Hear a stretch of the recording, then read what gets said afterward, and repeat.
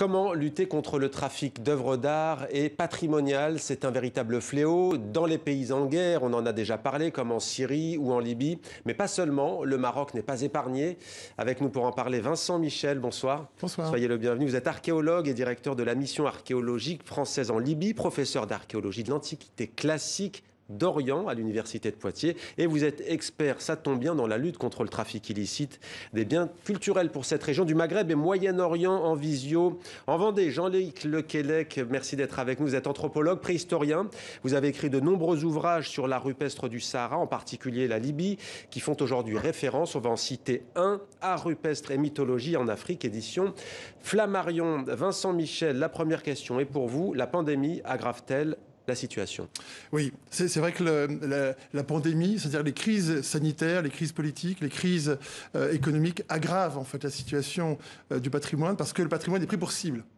Comme n'importe quel trafic, il s'agit de rechercher de l'argent. Et c'est vrai que dans ces pays sources, que sont la Libye, que sont le Maroc, eh bien, ce patrimoine est très riche et il est juste sous le pied des gens. Donc c'est facile à acquérir, c'est facile à transporter et c'est facile à vendre. Ouais. Le chaos qui profite donc à ces trafics. Jean-Loïc Lequelec, vous partagez ce point de vue? Tout à fait, tout à fait. Il y a toujours du trafic, mais là, en période, disons, de difficulté économique, évidemment que c'est assez tentant de profiter de la situation pour faire du commerce avec ces objets effectivement très faciles à récupérer. Et on va voir comment vous luttez concrètement tous les deux contre ce fléau. Destination le Maroc, où ils sont nombreux aussi à agir contre ces trafics et aussi pour que ces œuvres pillées reviennent dans le sud du Maroc. Mais il faut pour cela alerter, former également. Notre correspondante Monino va mener l'enquête. Reportage. Dans ce carton, l'une des 25 000 pièces pillées au Maroc il y a 15 ans, aujourd'hui de retour au pays. Là, vous avez un fossile très ancien de 500 millions d'années, collecté de manière clandestine au sud marocain. Un patrimoine inestimable, intercepté par les douanes françaises. Voilà, vous voyez un autre trilobite. 25 000 objets ont ainsi été restitués par la France au Maroc et sauvés du trafic illicite. Mais bon, bien sûr, il est poli, il est limé, il est coupé. Donc... Ça, c'est déjà prêt à être vendu. Exactement. Alors, sur cette pièce, on affiche 600 €. Hein. Mais tous ces objets sont à jamais perdus pour la science. Quand on enlève un objet hors son contexte, on est en train de détruire l'importance scientifique et historique de cet objet. Pour se retrouver après, je ne sais pas moi, dans une salle de bain peut-être, pour un vase, c'est quand même misérable hein, pour le patrimoine au niveau international. Le sud du Maroc est ainsi devenu une terre de pillage. Le désert garde intact des trésors d'archéologie et de géologie à portée de main des trafiquants. C'est ce qu'on appelle un pillage de surface. Pas besoin de fouiller pour voler, les fossiles sont préservés de la patine du temps par le climat marocain. Pour les chercheurs, l'estimation de ce trafic est vertigineuse. J'espère me tromper, mais je pense que pour une pièce sortie dans un contexte scientifique, on a peut-être 1000 pièces qui sortent dans un contexte illégal. Adrien Delmas dirige au Maroc le Centre français de recherche qui a participé à l'expertise des 25 000 objets saisis par la France en 2005 et 2006. Il faut alors identifier 3 tonnes d'œuvres volées.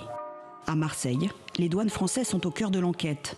Elles vont aussi jouer un rôle crucial dans cette restitution exceptionnelle. D'autant qu'au Maroc, un douanier français attaché à l'ambassade de France est convaincu de l'importance du patrimoine. Le trafic de biens culturels, c'est de mettre le doigt sur quelque chose qui est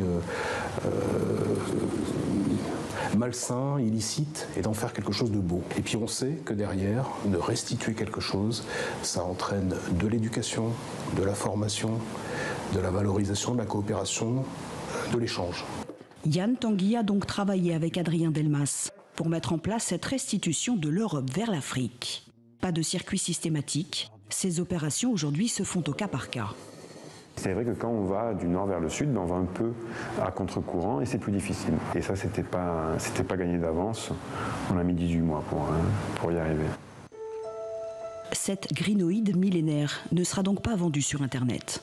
La France et le Maroc ont signé la convention de l'UNESCO contre le trafic des biens culturels. Et cette opération exemplaire sert déjà de plaidoyer pour d'autres restitutions. Jean-Loïc Lequellec, après ce reportage, en fait, ce qu'on se dit, c'est que ce qui vaut pour les animaux vaut pour le patrimoine. C'est important de sensibiliser. On ne rentre pas de voyage avec une pierre dans sa valise. C'est exactement ça. On entend souvent des gens qui disent « Oui, oh, c'est pas grave, j'ai juste pris un petit caillou, si on peut plus ramener un souvenir maintenant. » Ça, c'est une façon de voir qu'il faut vraiment contrer. Parce qu'on ne va pas non plus au musée du Louvre en ramenant un tableau et en disant ensuite « Oh, j'ai juste pris un tableau, c'est pas si grave. Hein. » Bon, on voit tout de suite l'impossibilité d'une chose pareille. Et il faut que ce qui apparaît évident pour le Louvre devienne tout aussi évident pour le patrimoine du musée naturel qui est tout l'ensemble du Sahara. Comment justement on fait, Vincent Michel? D'abord, il faut détecter ces pièces, il faut former les douaniers, il faut... Oui, en fait, c'est vraiment une vision très interdisciplinaire, en fait. C'est vrai que lutter efficacement contre le trafic, c'est sensibiliser et réprimer. Sensibiliser parce que finalement, on ne peut pas réprimer sans justement documenter, sans faire en sorte que la population puisse se réapproprier son patrimoine. Donc, on va agir sur la population, mais aussi sur les principaux acteurs. Et on voit bien justement la complémentarité qui peut exister entre la police et les douanes, qui ont vraiment un pouvoir très important dans l'importation, l'exportation, mais également la circulation des objets. Et le but ultime, c'est la judiciarisation, c'est-à-dire porter ces affaires en justice. Ouais, c'est ça, il faut prouver. Voilà, il faut prouver, et c'est vrai que c'est un exemple merveilleux, c'est-à-dire de restituer les objets pillés à leur état d'origine. Ouais. Et c'est là où justement on évite la double peine. La première peine, c'est des objets pillés, sans paternité, sans filiation, ce qu'on appelle des objets orphelins. Et pour éviter la double peine, on essaie de restituer ces objets. Mais là, effectivement, M. Delmas parlait de 18 mois, c'est très long. Oui. Jean-Luc Lequellec, racontez-nous concrètement, vous, par exemple, quelque chose qui vous a frappé. Vous avez travaillé beaucoup sur cette région, notamment de Libye aussi. Qu'est-ce qui vous a un jour interpellé ?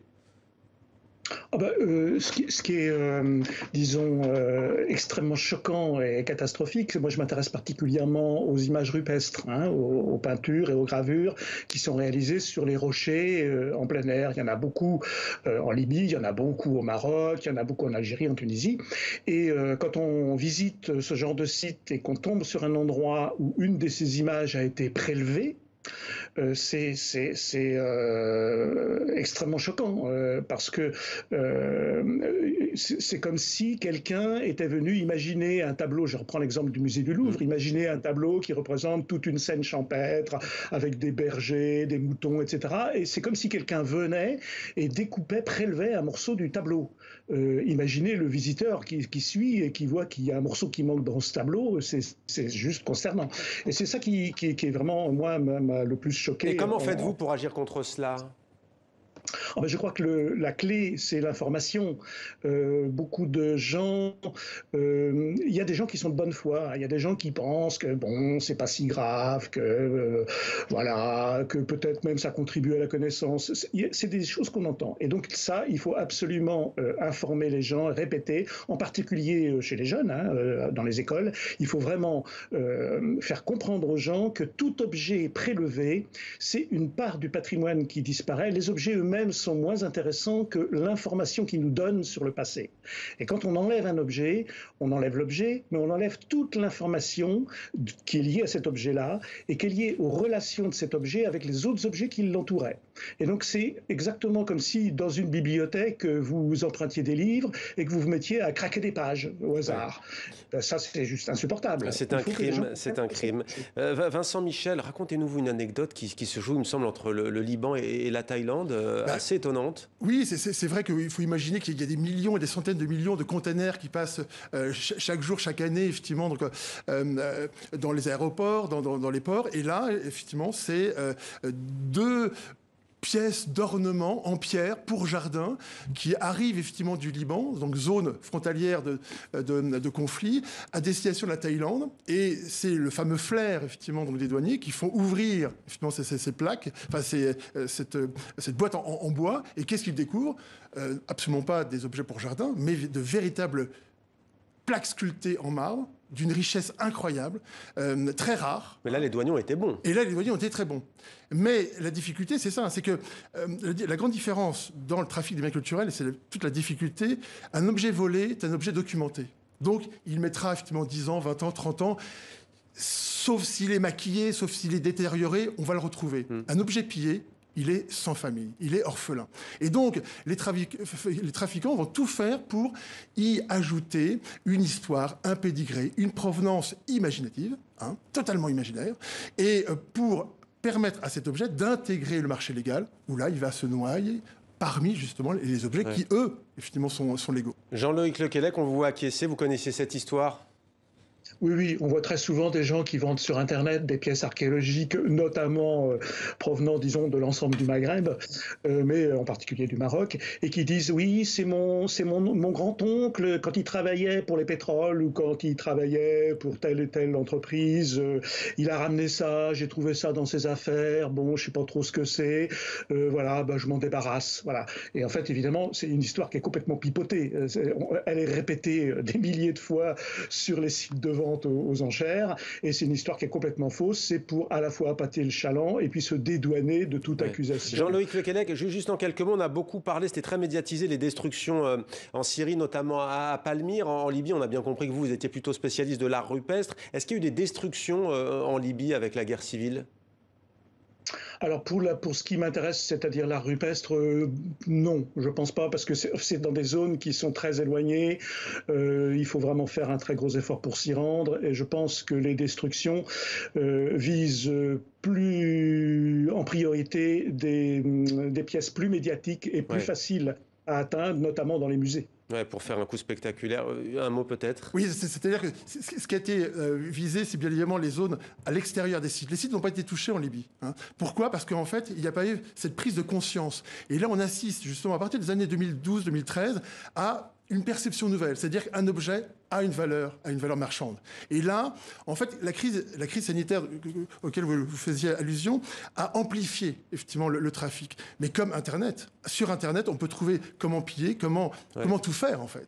Et c'est vrai que c'est cet effet de masse qui fait que, eh bien, on nous prive, les pilleurs nous privent d'une façon irrémédiable de la valeur documentaire qui nous permet de restituer, de raconter une histoire. Alors juste, désolé, mais en 30 secondes, le colloque, l'exposition, c'est pour bientôt ? Oui, une magnifique exposition, enfin magnifique, non, je n'aurais pas dire ça, sur la lutte contre le trafic des biens culturels, première exposition au Louvre à partir du 5 mai, mais plutôt mi-mai, sur 4 bustes provenant de Libye, qu'on a saisi en 2012 et qui vont être présentés pour la première fois. Et puis, on aura la chance, effectivement, de présenter les 2 plaques sculptées qui ont été saisies par les douanes à Roissy.